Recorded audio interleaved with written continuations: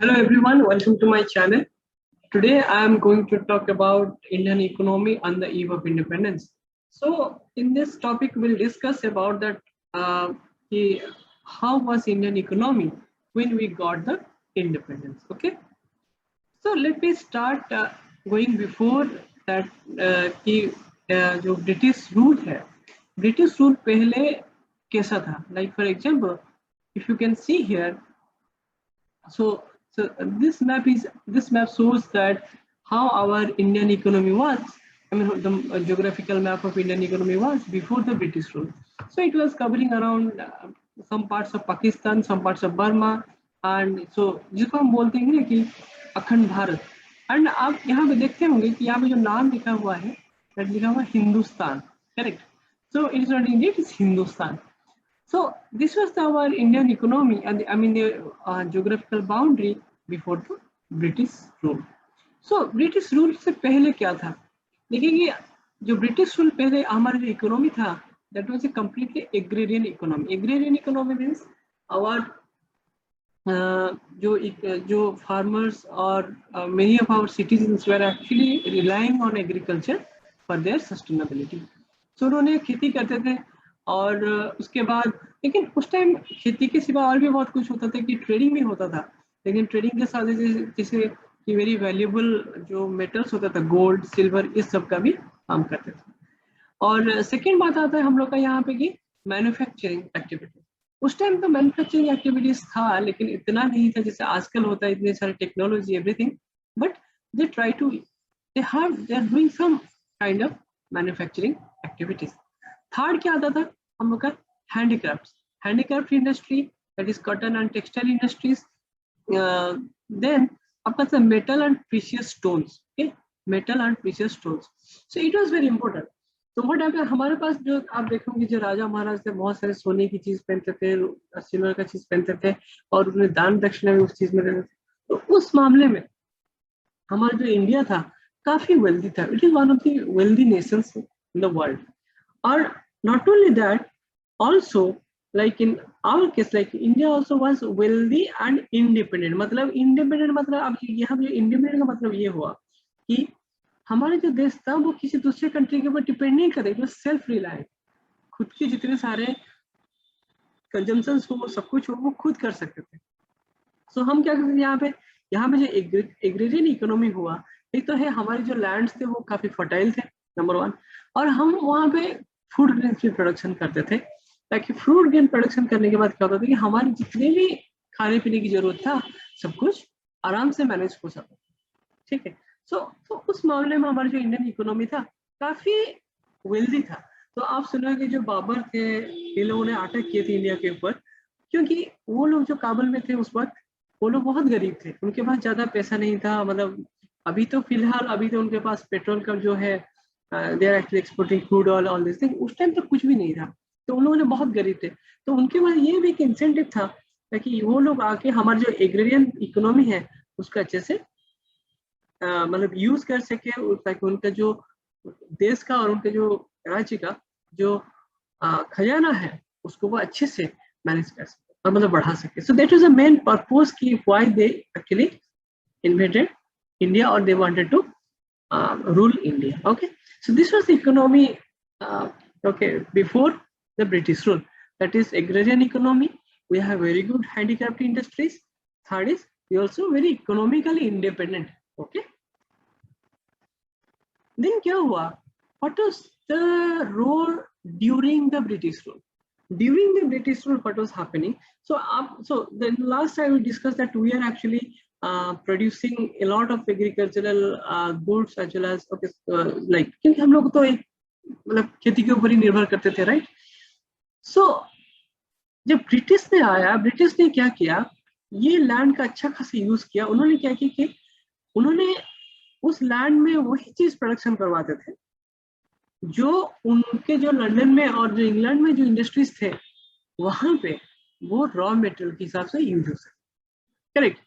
तो उन्होंने बोला कि ठीक है, आप लोग फूड ग्रेन प्रोडक्शन करते हो, ठीक है, आप लोग फूड ग्रेन प्रोडक्शन करते हो, फूड ग्रेन प्रोडक्शन नहीं चाहिए हमको. क्या चाहिए? हमको कैश क्रॉप्स चाहिए. Okay, cash crops. तो कैश क्रॉप्स चाहिए था हमको.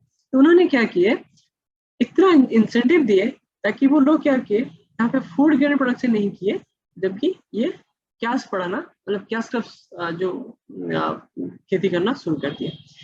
तो लेकिन वो क्या करते थे, वो चीज को यूज करके, जैसे जूट हुआ या जो भी हुआ, तो उसको वो क्या करते थे ना, वो उसको लेके चले जाते थे वहां पे अपने कंट्री, लाइक इंग्लैंड लेके चले जाते थे। वहां पे क्या करते थे, उन्होंने अपना इंडस्ट्री को यूज करके उन्होंने कंप्लीटली अच्छा फिनिश्ड गुड भी प्रोडक्शन करते थे। ओके, फिनिश्ड गुड प्रोडक्शन करते थे। उस फिनिश्ड गुड को लाके फिर से वो लोग इंडिया में सेल करते थे। ओके, आपको ये ध्यान रखना पड़ेगा कि वो लोग फिर से इंडिया में सेल करते थे, रॉ मटेरियल इंडिया से लेते थे, उसको प्रोड्यूस करते थे, और उसका बहुत जब मतलब जो उसको जो हाई प्राइस में वो यहाँ पे बेचते थे। तो इसमें अगर आप देख सकते हैं कि it is one kind of indirect wealth drain हुआ। इनडायरेक्ट वेल्थ ड्रेन कैसे हुआ, आप सपोज 100 रुपए का प्रोडक्शन कर रहे हो अपने खेत में, आप 100 रुपए का मतलब you are selling them to the British government and you are getting just 100 rupees, correct.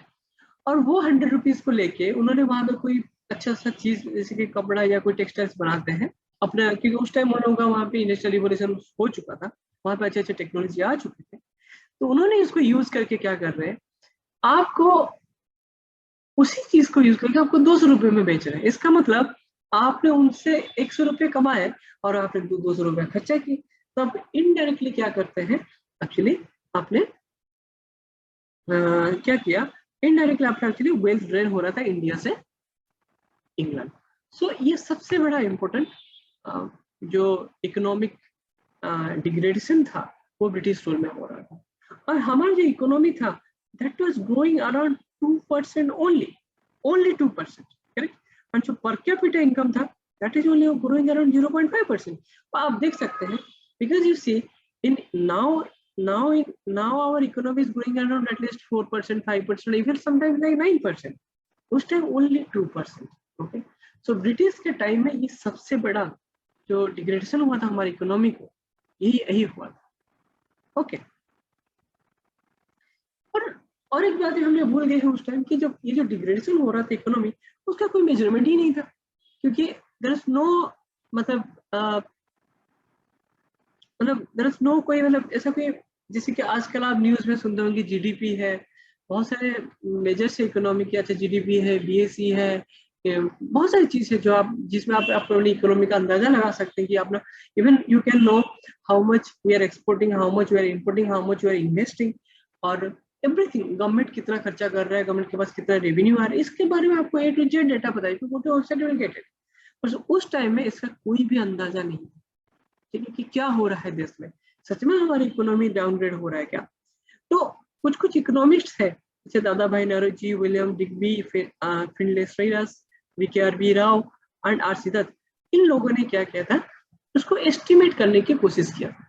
ठीक है, इन लोगों ने उसको एस्टिमेट करने की कोशिश किया था, और उसमें से क्या हुआ था, जो वी.के.आर.बी. राव है, ठीक है, उनका जो एस्टिमेट था काफी क्लोज था, मतलब जो रियलिटी से। तो इन तो ये है हमारे वी.के.आर.बी. राव, उन्होंने ये जो एस्टिमेट दिया था, तो that was a reliable one and that was adopted. ठीक है, so how actually our the things was going on, कि पहले हमने उसका एस्टिमेट किया, उसके बाद पता चला अच्छा हमारा 2% ग्रोथ हो रहा है या 0.5% ग्रोथ हो रहा है, ठीक, जो हमारा जो पर कैपिटा इनकम, ठीक है। तो ये था how we are actually measuring our economy. तो फिर ड्यूरिंग तो हम उसके बाद हमको इंडिपेंडेंस मिला 1947 में, और आप देख सकते हैं अभी जो 1947 में मिला, आप देखते हैं हमारा जो एग्रीकल्चर, जो टोटल जीडीपी में एग्रीकल्चर का share that is around more than 50%, right, it was more than 50%। और सर्विस सेक्टर जैसे कि आपका ट्रांसपोर्टेशन सर्विस हुआ, होटल सर्विसेज हो गया, टूरिज्म सर्विस हो, वो था ओनली 30%, करेक्ट। एंड बाकी जो इंडस्ट्री था दैट वाज अराउंड 50%। सो उस टाइम था ऐसा। सो आप देख सकते हैं जो एग्रीकल्चर था that was the most dominating at that time. बहुत सारे लोग थे, वो लोग एग्रीकल्चर में इन्वॉल्व थे, राइट। ओवर द पीरियड क्या हुआ, हम देख सकते हैं सर्विस सेक्टर ने 59% आ गया, और एग्रीकल्चर जो है वो रिड्यूस होके 14% आ गया, और इंडस्ट्री जो है अभी वो 27% आया। तो इसमें देखिए, इससे आप ये मत बोलिए कि हमारे जो एग्रीकल्चर जो प्रोडक्शन है वो कम हो गया। ये नहीं बोल रहा है कि हमारा एग्रीकल्चर प्रोडक्शन कम हो गया, ये यही बोल रहा है कि जो टोटल हमारा जो प्रोडक्शन हो रहा है एक साल में, हमारी इकोनॉमी में जो भी प्रोडक्शन हो रहा है उसमें से इनका शेयर कितना है, करेक्ट, उसमें से तुम्हारा शेयर कितना है। So that is showing actually. So आप देखिए, सो हमारे जो इकोनॉमी का जो ट्रांसफर हुआ है वो actually we are of course service oriented economy, हमारा जो सर्विस सेक्टर बहुत कंट्रीब्यूट करता है, ठीक है, और इंडस्ट्री भी ग्रो किया है, स्टीलिंग इंडस्ट्री भी ग्रो किया है। Okay, so that was the case in our economy when we got the independence. When you got the independence, यही हाल था हमारी इकोनॉमी। सो अब थोड़ा देखते हैं कि एग्रीकल्चर सेक्टर में क्या हुआ, एग्रीकल्चर सेक्टर में क्या हो रहा था उस वक्त जब when there is a British rule, what was happening. So in agriculture sector what is happening, so सबसे बड़ा जो that was hampering our agriculture sector was the land policy. So what is land policy? So in the land policy there is three important land policies that was implemented during British time. One is zamindari system, another is roidwari system, another is mahalwari system.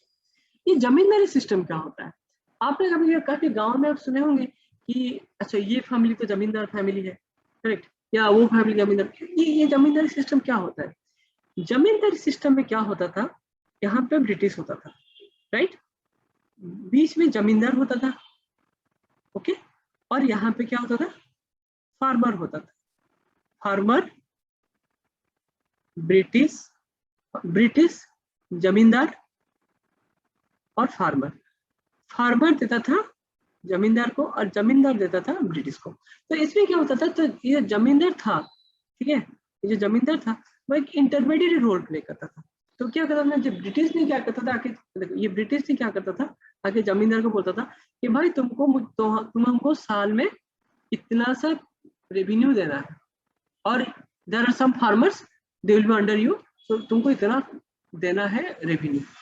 और ये जमींदार क्या करता था, ये उल्टा farmer लोग को बोलता था कि भाई तुमको तो रेवेन्यू देना, तो ये जबरदस्ती भी फार्मर के साथ करता था। लेकिन ब्रिटिश को ये नहीं पता था कि ये जमींदार जो है वो इनसे कितना ले रहा है पैसा, ठीक है। कभी कभी जमींदार को वेरी क्रूएल, उन्होंने बहुत एक्सप्लॉइट भी करते थे फार्मर लोगों को, ठीक। तो अब देखिए यहाँ पे डिजाइन कैसा होता है, ये जो फार्मर लोग हैं वो तो जमींदार को देना ही है, तो इसीलिए उनके पास कोई इंसेंटिव नहीं था कि उन लोगों ने उनके पास कोई इंसेंटिव नहीं था कि वो लोग फूड क्रॉप पे मतलब खेत करें, क्योंकि उसमें पैसा तो आएगा ही नहीं। किसमें पैसा आएगा? अगर वो लोग कैश क्रॉप करेंगे, अगर वो कैश क्रॉप्स करेंगे तो उनके पास पैसा आएगा। तो इसलिए उन्होंने क्या किया, उन्होंने फूड छोड़ दिया और उन्होंने कैश क्रॉप्स खेती करना शुरू कर दिया, ठीक है। So that was the first way of doing it. लेकिन रॉयतबारी सिस्टम में क्या हुआ, रॉयतबारी सिस्टम में ये जो जमींदार प्रथा था, जमींदार का जो इंटरमीडिएट था ना, वो उसको हटा दिया गया। जमींदारी का जो प्रथा था उसको हटा दिया गया। फिर हुआ क्या, जमींदारी जो प्रथा था उसको हटा दिया गया, उसमें डायरेक्टली कंट्रोल ब्रिटिश का फार्मर के ऊपर आया, ठीक है। तो ब्रिटिश ने डायरेक्टली फार्मर लोग को बोला कि आपको भी देना पड़ेगा कुछ पार्ट ऑफ योर जो है वेल्थ। तो चलो ठीक है, वहां पे फार्मर लोग सोचते कि हाँ ये हमारा लैंड है वो है, तो जो इंटरमीडिएट एक्सप्लॉइटेशन था वो बंद हो गया, ठीक। महलवारी सिस्टम थोड़ा सा अलग है रैयतवारी से, ऐसे जमींदारी से। महलवारी होता है, महल मतलब जो एक टाइप ऑफ मतलब होता है कि group of people, group of community. तो जैसे कि एक गांव में एक कम्युनिटी बैठा हुआ है, उनका एक है क्या, एक महल है, तो उस महल से क्या करते थे उन्होंने, तो उस महल से वो क्या करते थे कि यूज करके कि अच्छा ये महल है और ये जो महलवारी सिस्टम है उस महल से ही वो लोग कलेक्शन करते थे, ठीक। तो ये तो ठीक है, तो थोड़ा सा अच्छा था, लेकिन कोई बात नहीं, ये भी वन काइंड ऑफ एक्सप्लॉइटेशन। तो आप ये कह सकते हैं कि इन तीनों जो है लैंड रेवेन्यू सिस्टम, उसमें से फार्मर को बहुत सारा मतलब घाटा हो रहा था, क्योंकि at the end of the day all everything was falling on the farmers. Second thing क्या, अगर उन्होंने कमर्शियलाइजेशन कर दिया, जैसे कि आपको कैश क्रॉप्स प्रोडक्शन करना ही है क्योंकि आपके पास पैसा नहीं होता, आप देंगे क्या, ठीक। और उस टाइम कोई टेक्नोलॉजी नहीं था, correct, there was no technology. आजकल जैसे ट्रैक्टर्स होते हैं, वाटर पंप्स होते हैं, इतने सारी चीज होते हैं, उस टाइम में कोई टेक्नोलॉजी भी नहीं था।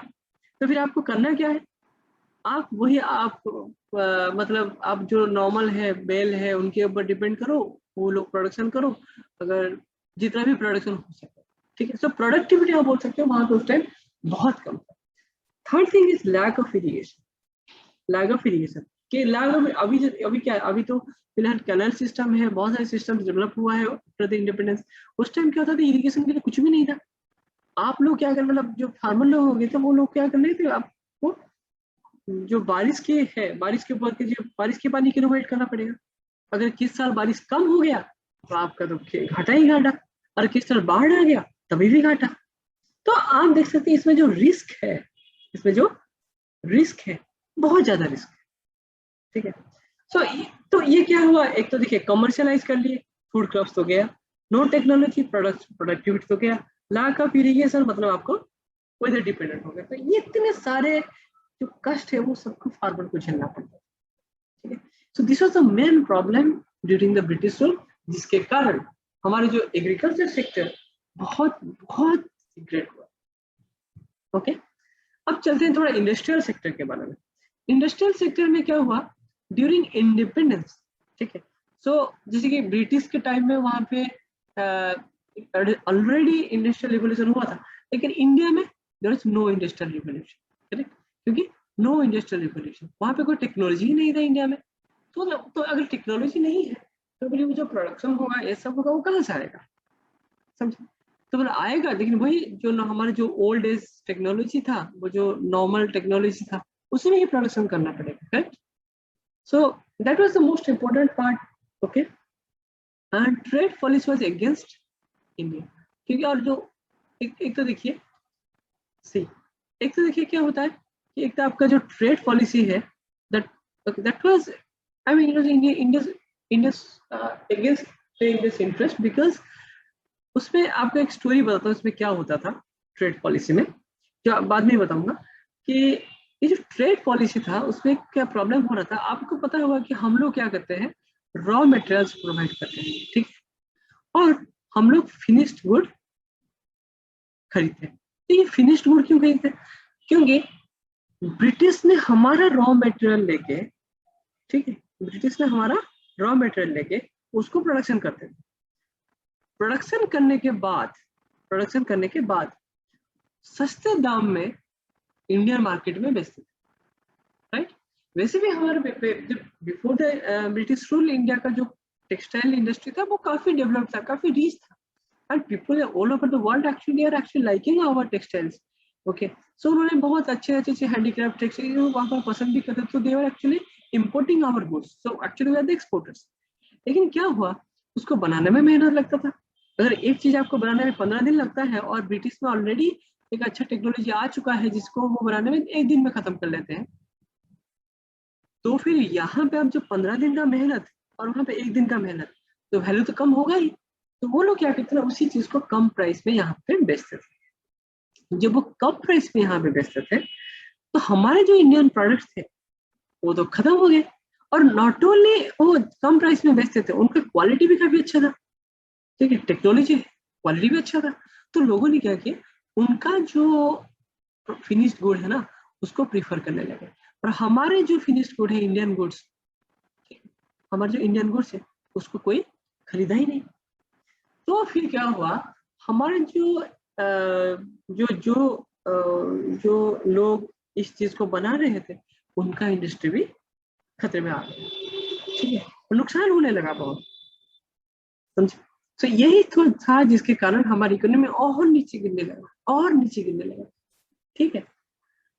तो ये जो प्रॉब्लम था उसको हम लोगों ने इंडिपेंडेंस बाद क्या किया, पहला स्ट्रेटेजी जो जवाहरलाल नेहरू ने, जो हमारे जो प्रधानमंत्री थे जवाहरलाल नेहरू, जो उन्होंने क्या किया, पहले कोर इंडस्ट्री को बनाया। कोर इंडस्ट्री मतलब जो वही इंडस्ट्री है जो हमको रॉ मटेरियल देगा, कोल, आयरन, स्टील, ये एक बार ये प्रोडक्शन होगा तो आप उसको यूज करके दूसरी इंडस्ट्री में खोल सकते हो, दूसरे प्रोडक्शन में भी प्रोसेस में कर सकते हो, वो उन्होंने यूज किया, ठीक है। उसके बाद क्या हुआ, टेक्सटाइल इंडस्ट्री जो था उसके भी डेवलपमेंट बहुत काम किया, क्योंकि जो वेस्टर्न इंडिया था वो टेक्सटाइल इंडस्ट्री में काफी स्ट्रॉन्ग था। गुजरात जो ये सब वगैरह है, सूरत, इस सब में मतलब टेक्सटाइल इंडस्ट्री काफी अच्छा था। तो एटलीस्ट उन्होंने क्या किया, ओके, उन्होंने क्या किया, वहां पे भी डेवलपमेंट बहुत सारे इंसेंटिव देगा कि फिर से उसको रीडेवलपमेंट किया जाए। और आयरन एंड स्टील कंपनी जो है कोर इंडस्ट्री में जाता है, तो उन्होंने भी एस्टेब्लिश किया, जैसे टाटा जो है इसको 1907 में वहां पे एस्टेब्लिश किया गया। ये टाटा का जो एक फोटो है। तो ये जो चीज है वो तो आफ्टर द इंडिपेंडेंस था, लेकिन ये ऑलरेडी क्या हुआ था, एस्टेब्लिश हो चुका था 1907 में। बस उसको, और इस ये जो टाटा कंपनी ने बहुत रोल प्ले किया एक्चुअली हमारी इकोनॉमी को आगे बढ़ाने में, समझे। तो ये है इंडस्ट्रियल सेक्टर का। फिर जो है कि तो पहले पॉइंट ये थे कि there is no industrial revolution in India. Second, trade policy और इंटरेस्ट, जिसके वजह से हमारे जो फिनिश्ड गुड थे उसका भी खत्म हो गया। तो फिर हमने धीरे धीरे डेवलप करना शुरू किया। और फॉरेन ट्रेड, अब मैं तो आपको फॉरेन ट्रेड की बात कर ही चुका हूँ। हम लोगों ने क्या किया ना, exporter of the handicraft and textile थे। हम लोग क्या थे, exporter of handicraft and textile थे। और जो फॉरेन ट्रेड इतना हमारे खिलाफ आ गया कि हम इंपोर्टर बन गए। हम सिर्फ एक्सपोर्ट करते थे, रॉ मटेरियल खरीदते थे, फिनिश्ड गुड। सो यही एक सबसे बड़ी प्रॉब्लम था, ये एक सबसे बड़ी प्रॉब्लम था।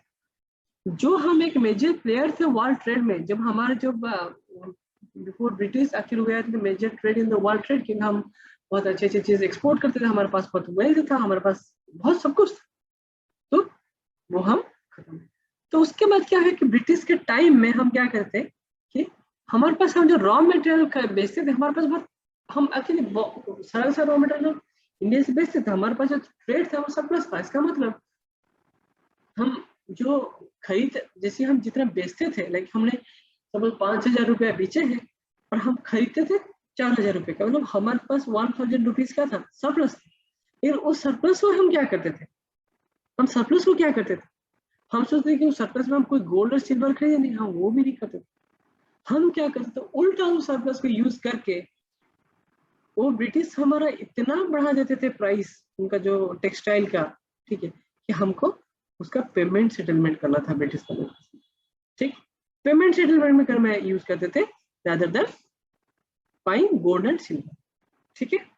थर्ड थिंग क्या है, फूड ग्रेन्स। मैं तो बोल दिया था आपको कि हमारे जो फार्मर्स हैं वो लोग फूड ग्रेन प्रोडक्शन करना बंद ही कर दिए थे। फूड ग्रेन प्रोडक्शन करना बंद ही कर दिए थे, क्योंकि उनको क्या स्टफ चाहिए, उसमें उसको पैसा मिलता था ताकि उनको गवर्नमेंट को रेवेन्यू देता। तो फिर हमने क्या किया, जो सरप्लस निकला उससे हम फूड ग्रेन्स खरीदना शुरू कर दिया। देखिए कैसा नौबत आ गया था कि जो जब हमारे पास गंगा रिवर है, हमारा लैंड फर्टाइल है, हम चाहे तो बहुत अच्छे चीज प्रोडक्शन कर सकते थे, बहुत अच्छे जो फूड प्रोडक्शन करते थे, वो भी हमारे पास नहीं था। तो इसीलिए हम ब्रिटिश के बाद जब हमको इंडिपेंडेंस मिला, तभी हम लोगों ने क्या किए थे, पहले इंडिया को फूड सफिशिएंट बनाने की कोशिश किया। पहले इंडिया को हमने फूड सफिशिएंट बनाने की कोशिश, समझे। तो ये था हमारा फॉरेन ट्रेड पॉलिसी का कुछ पार्ट। अब देखते हैं थोड़ा डेमोग्राफी में, चलिए थोड़ा डेमोग्राफी के बाद देखते हैं कि हमारा जो डेमोग्राफिक है क्या हो। पहला है पॉपुलेशन, ठीक है, ये क्या है हमारा पॉपुलेशन।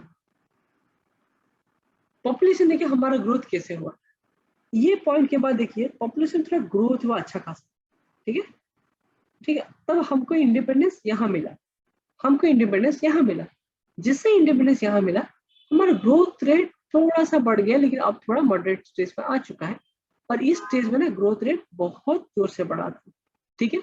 तो ये है, इसको बोलते हैं ग्रेट डिवाइड, ओके, इसको बोलते हैं ग्रेट डिवाइड और ईयर ऑफ ग्रेट डिवाइड, क्योंकि यहाँ पे हमारा जो पॉपुलेशन ग्रोथ था थोड़ा सा इंक्रीज हुआ था, और 1941 में और थोड़ा इंक्रीज हुआ, और यहाँ पे एक्सप्लोसिव हुआ, ठीक है।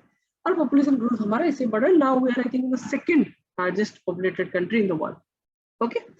Now let's focus on the literacy, let's focus on the literacy rate of India.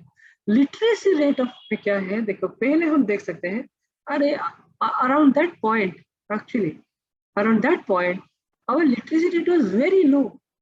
Even it is 5%, that means out of 100 people, only 5% of them are able to read and write. But over the period, okay, now whenever we got independent, when we were independent at that time, our literacy rate was around 15 to 20%. Correct. But after that, we put so much effort on literacy in improving our literacy rate. You could see that it's reached to around 65. Now I think we have reached around 70. Now we are reached around 70. So that's a good thing. So we have actually improved a lot, but still we have to reach to 100%, more than 100%. Okay. So this was about the population, and this was about the literacy. Okay. Now let's talk about the infant mortality rate. What is infant mortality rate? In a year, infant mortality, how many deaths of infant, that is under 1 year, babies of under 1 year are dying whenever, actually per 1000 live births. That means that you take 1000 live births, out of which how many people, infants actually dying, or how many babies are dying within 1 year. So you see that during 1911, see 205, that means around out of 1000, 205 जो babies है वो मर ही जाते थे एक साल के अंदर. अब आप देखेंगे इसका जो हुआ अब now I think around during just at the time of independence it was around 168, and now if you see in 2011 it's only 35. So this declining in infant mortality rate is a very good improvement in the health sector. Okay, health sector. Now let's look at the life expectancy. Okay, life expectancy. What is life expectancy? How much on an average a person in India lives? See, till 1920, if you see 1800 to till 1920, oh my God, it's only 25 age. That means almost the average age of a person was 25, correct? It's around 25. That means if a person is taking much on average, is most likely to die around at the age of 25. Now it grows. अब क्या हुआ देखिए? Now we have reached around almost in 2020 we have reached around 70. That means अब अगर कोई पैदा होता है so the most likely the person is going to die is around 70. So you see this drastic change actually. This drastic change. This is a good thing. This is a good thing. And this happened just during the independence. It just picked up. It also picked up in 1920. But it started moderating, but after that it quickly picked up and we are around. Okay, so this is demographic. Now let's see about the employment structure. Now what was the employment structure? You don't have old data, but you see during 1993, around 60 to 70, 65%, around 65% people are employed in agriculture, and around 20% are employed in service, and around 10% in manufacturing and others in construction. Okay, but during 11-12 you see from 65% to around 50% people are working in agriculture. So now people are shifting from agriculture to services, to industry, and to construction. So this is the way of our Indian economy is actually going on. So what are we actually doing here? So now people are actually shifting from agriculture to industries, services, and construction. Construction actually it is you can say that it's a low-paying job because those who are actually daily workers are mostly engaged in construction. So why this is happening actually? Why this is happening? This is a very interesting question, that why people are actually diverting from the agriculture sector to construction or manufacturing. This possibilities might be due to wage gap. This is the main reason. Wage, because अबे गांव में लोग देखते हैं कि यार खेती करते हैं, खेती में इतना कुछ अच्छा इनकम नहीं होता है, so they are searching or they are migrating to other states जहाँ पे उनको नौकरी मिलता है. They are getting high-paid jobs.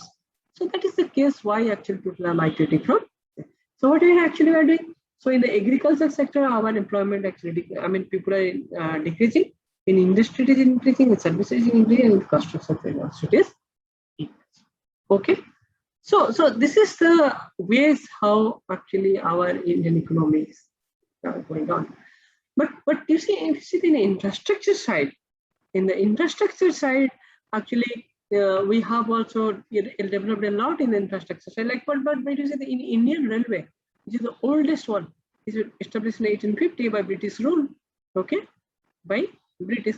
Sometimes people call that it is one of the major contribution because Indian Railway, it not only integrated this called cultural integration. People started going to other states, other regions. They have a cultural integration, and also it was easy for the British to have carry their goods. So British has never had intention that it is creating for the welfare of the country. I mean for India, but it was creating for its own self because they wanted to export the goods from India to England because if this is India or something is production is happening here, so they need to carry it to the port. Okay, they need to carry it to the port. For that, you need railway. Okay, for that you need railway. For that reason, actually, they're actually establishing these railway lines. Okay, so once they're coming to the port, so from the port they're coming to the waterways. So the waterways they're going to the England. Okay, great. So this is why actually. Then also we have roads we have developed, waterways we have developed, airways we have developed, postal service also we have started doing, and telegraph service. All these things are actually there in the infrastructure side. So if you see in that sense, infrastructure side, so if you see in that sense, actually we are actually from a wealthy economy, okay? So from a very wealthy economy, our economy degraded, and now we are just trying to improve on it. Now we are just trying to improve. So this is the state of our economy, okay? And this was the so this was a lecture that on the Indian economy on the eve of independence. So how actually our economy was before the British rule, how our economy was during the British rule, and how actually we are going to do it over time. I'm going to regain our economic strength over the time. So in the next videos, I will try to focus on the facts or the reforms that has happened after the independence in India and the growth rates, everything that I'm going to focus. So this was the first video that actually I started from the history.